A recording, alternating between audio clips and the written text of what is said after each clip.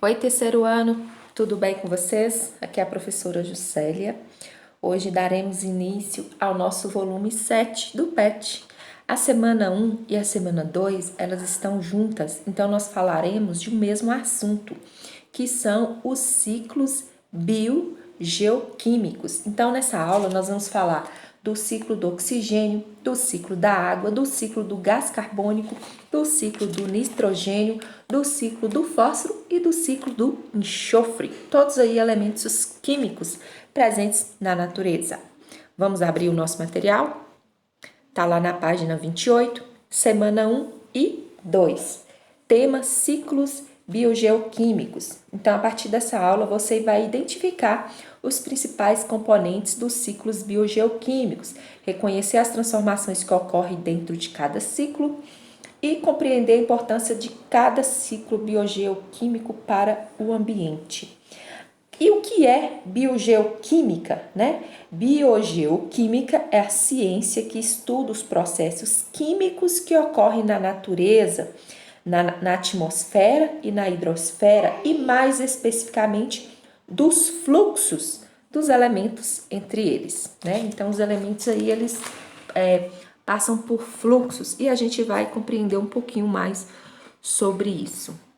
Então, continuando, os ciclos biogeoquímicos representam o movimento dos elementos químicos entre os seres vivos e a atmosfera, a litosfera e a hidrosfera, né, as camadas aí que compõem a Terra. Uma característica fundamental dos ciclos biogeoquímicos é o fato dos componentes bióticos, né, lembra aqueles que têm vida, e os componentes abióticos, são seres que não têm vida, estarem intimamente relacionados. Os elementos químicos são retirados do ambiente, utilizados pelos organismos e novamente devolvidos à natureza. A vida está continuamente sendo recriada a partir dos mesmos átomos.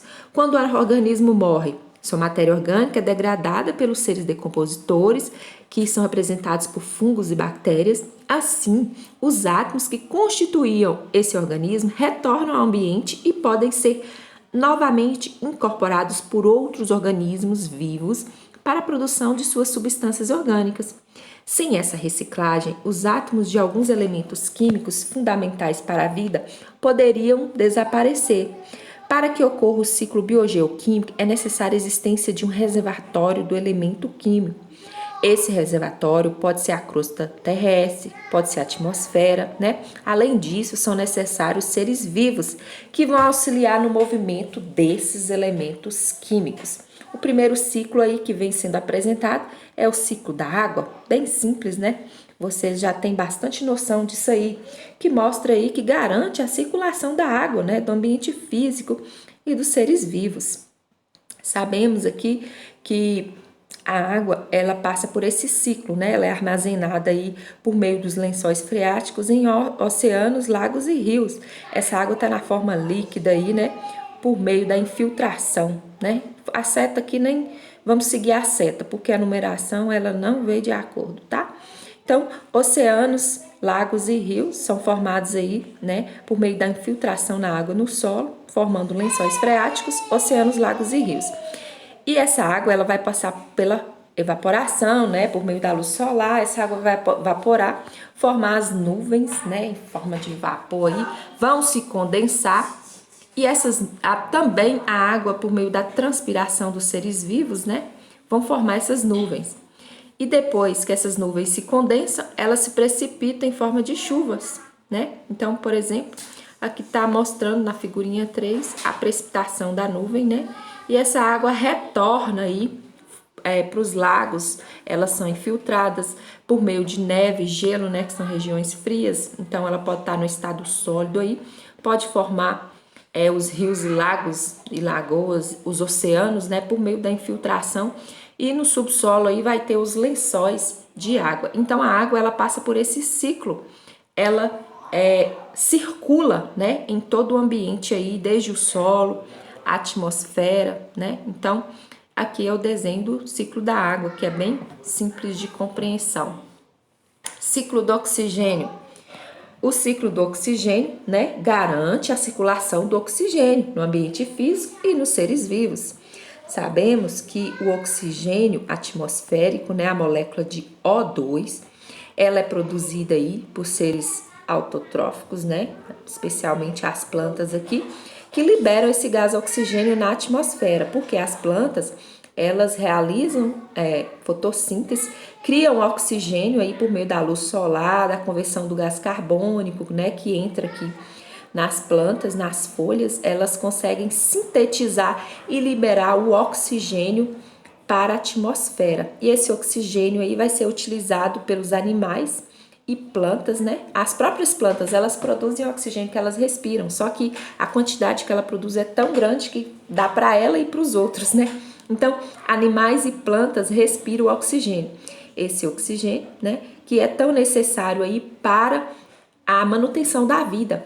E aí mostra que um animal, ele vai liberar o dióxido de carbono, que vai ser reutilizado novamente pela planta. Então, esse dióxido de carbono vai ser reutilizado pela planta para realizar a fotossíntese, e a partir da fotossíntese ela vai produzir o oxigênio, que vai ser utilizado para a respiração, que vai liberar dióxido de carbono, e o ciclo vai recomeçar, né? Então, ciclo da água, ok, ciclo do oxigênio também. Vamos continuar?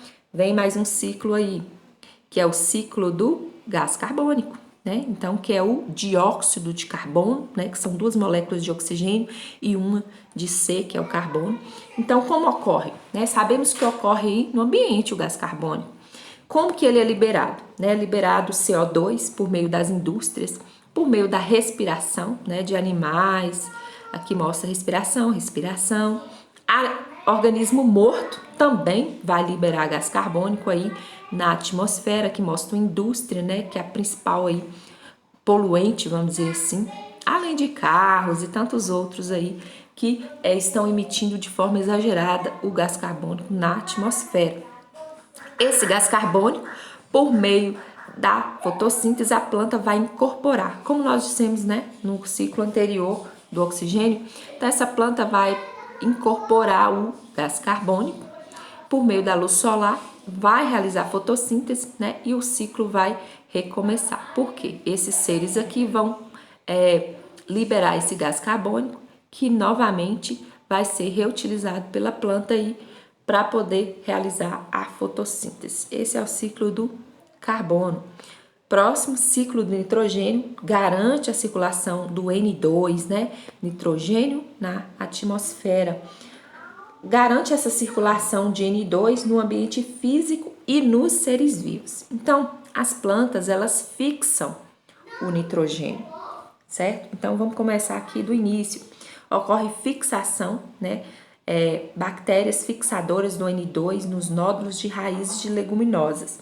Então, essas bactérias fixadoras de N2, de nitrogênio, a partir disso aí ocorre a amonificação, ou seja, produção da amônia, né, que é NH4, que é isso aqui, por meio da decomposição. Fungos, bactérias aeróbias e anaeróbias também produzem a amônia, né? Esse processo de produção utilizando o N, né, o nitrogênio,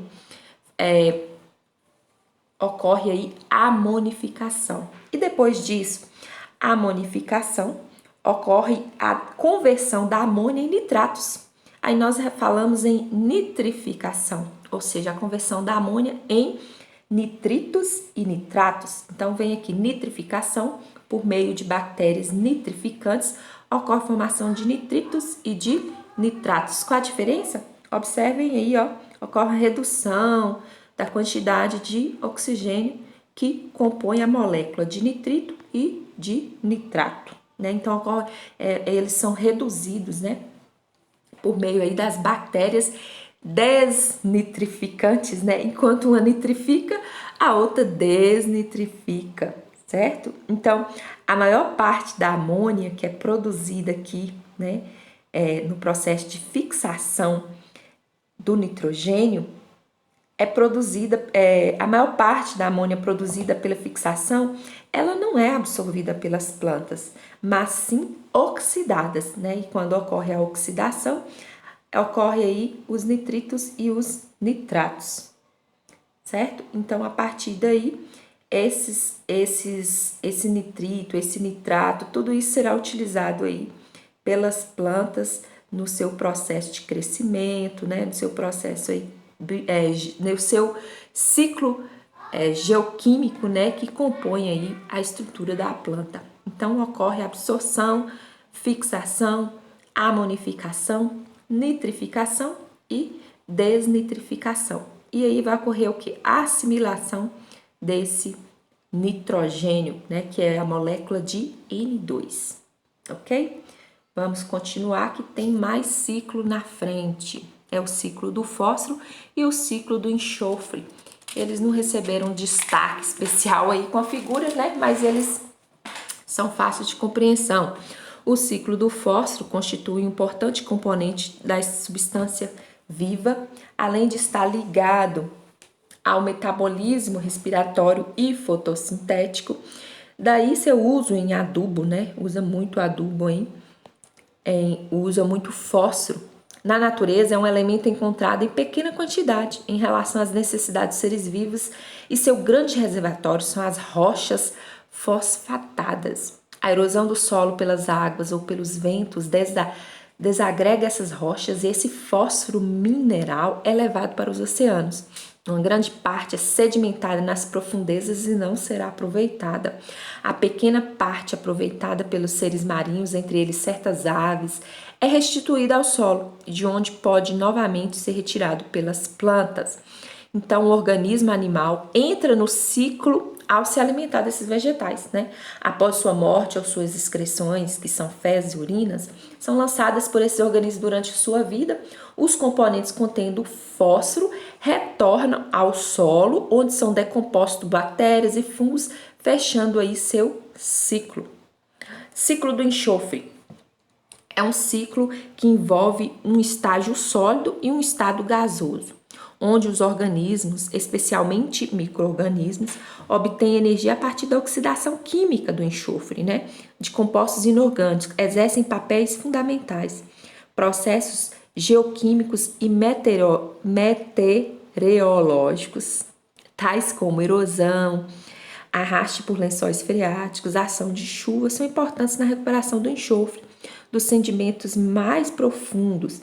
Quando as plantas e os animais mortos são decompostos pelos micro-organismos saprófitos, aeróbios e anaeróbios, estes últimos desprende-se o gás sulfídrico, que é a H2S, essa molécula. Parte desse gás é reconvertida em sulfato por bactérias sulfurosas especializadas. A outra parte é transformada em enxofre. Olha o símbolo do enxofre, letrinha S, né? Por certas bactérias que obtêm sua energia a partir dessa transformação química. Assim, os ciclos biogeoquímicos combinam-se para formar um mecanismo de controle complexo que mantém as condições favoráveis da vida e mantém aí o equilíbrio entre solo, atmosfera, hidrosfera, né? São esses ciclos aí que compõem os ciclos biogeoquímicos, né? Da nossa semana 1 e semana 2 do volume 7 do PET. E aqui vem nossa atividade, tá? Querido estudante, para realizar as atividades, utilize outras fontes de pesquisa além do conteúdo abordado no PET. E aí vem nossas questões. Amanhã nós não faremos a correção, né? Na próxima aula não faremos porque vou deixar para a próxima semana. Afinal de contas, nosso conteúdo vamos trabalhar as 2 semanas juntas, né? Semana 1 e 2. Então, essa primeira semana vai ser para realização das atividades, compreensão do conteúdo e paramos por aqui. Tchau!